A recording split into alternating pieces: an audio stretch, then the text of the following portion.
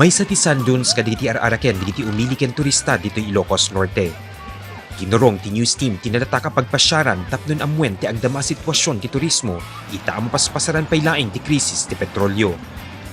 Gaputi nang inapresyo na, posible ang mapektaran diti sumagmamanong aktibidad kas ti 4x4 ride ken ATV. Dito'y may anasang petan digiti bisita. Nasdao kami ti kaaduda, yung basar kaditi agtagikwa ti negosyo dito'y dakkel ti bimabaan ti bilang da sipud pay di Lenten season. Ato DJ may isang agency mi nga nag 30 vans iti bookings na nagbalilang iti 11 sir kasi nag-cancel di guest ka. Kuna ni Angelica akaditi na palpalabas atawen, kalpasan ti Lenten season, tuloy-tuloy latta kumati panagsangpet digiti bisita. Embasar keng kuana, adayo ti diferensya ti kaaduda no maidasig idi na palabas atawen. Patsyan ng epekto daytoy tinangina a presyo ti petrolyo.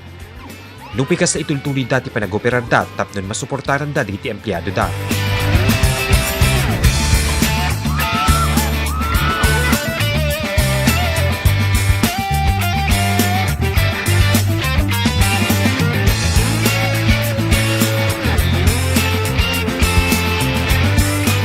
Kasang nag-half of the pay lang sir.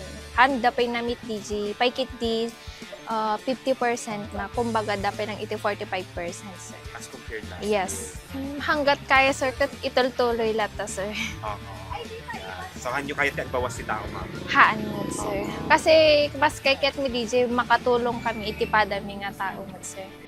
Nadanunan mi pay ditoy ti tricycle driver ani John Carlo. Pagyamyamanan na digiti turista nga ipaspasyar na. Uray kaskasan ko na, makatulong da iti pagsapulan na. Kada alas nga good was sir, iti sapol mi kada iti nagtutor mi kada gitu. Ano't amo yung kangurunan na rason na sir na pwede mas? Hey, gasolina sir. Oo. Ito gasolina. Kita kayo nga mismo sir, kasano maparuwar niyo pa eh. Damit sir latang dumpet na damit kada kami sir. Kumpurmi sir, may metpit direto ta sir tang agweret nga anan sir. Agos ore mula isu na sa inarkila dakalata dito. Yung naawan da sir, so yung So jeg pasada no jeg weret mo sir.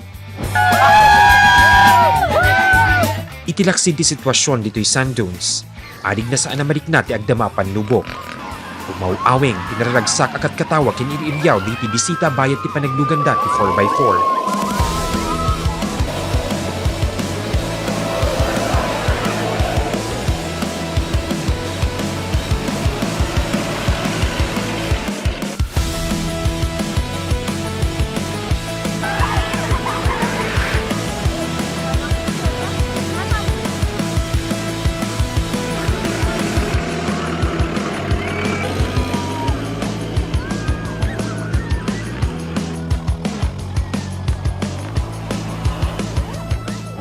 Sobrang extreme. Yeah, extreme tapos sobrang saya. And then, ang ganda lang din dito. Nakaka-relax. Was it your first time po dito sa Norte? Yes. Yes. Okay, so new experience. So you felt safe naman all throughout the ride po? Yeah, safe naman lahat. Dati pa po, I wanted to experience this. So, when I experienced this, it was so fun. Una po, kinabahan ako, but extremely, it's so fun po. And, it's so fun, even though it's scary. Sa lawak ng Pilipinas, sa dami ng pwedeng puntahan, bakit ILOCOS Norte this summer? Actually, it's my tito's birthday, so it was his idea to attend this because he wanted to explore the Ilocos as well as we wanted to.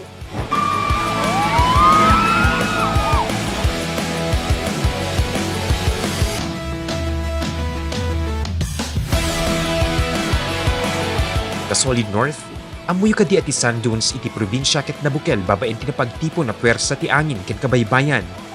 Ininot ang mamumong diti darat nga isumeten diti nagbali na turod. Iti panaglabas ti panawen, agtultuloy ti panagbaliw ti porma na dagitoy.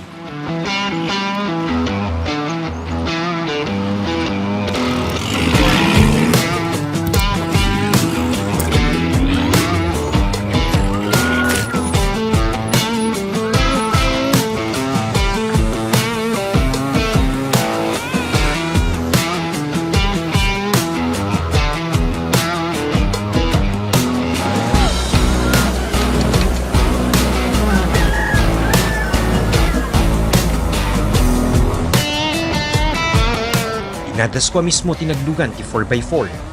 Dito'y kungad at daan awatan no apay ni tilaksid nga adayo iti ILOCOS Norte. At dariti ang biyahe tinabayag, tapnon laing maimatangan diti lugar at dito'y laing amasarakan kas itinalawa sand dunes.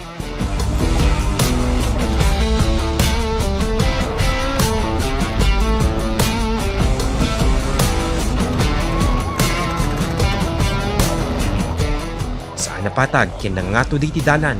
Lusag paminsan arig na agsuet pa yan tilugan. Yung tibaet, ti thrill ken excitement.